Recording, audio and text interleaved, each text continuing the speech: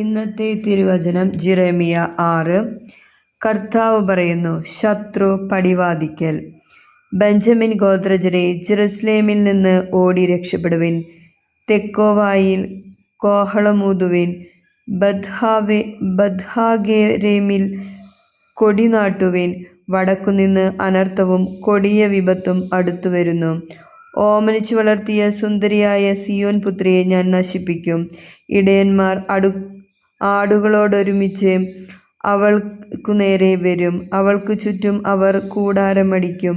ഓരോരുത്തനും ഇഷ്ടമുള്ളിടത്ത് ആടുമേയ്ക്കും. അവൾക്കെതിരെ യുദ്ധത്തിനൊരുങ്ങുവിൻ, ആയുധമെടുക്കുവിൻ. നട്ടുച്ചയ്ക്ക് അവളെ ആക്രമിക്കാം. ഹാ കഷ്ടം!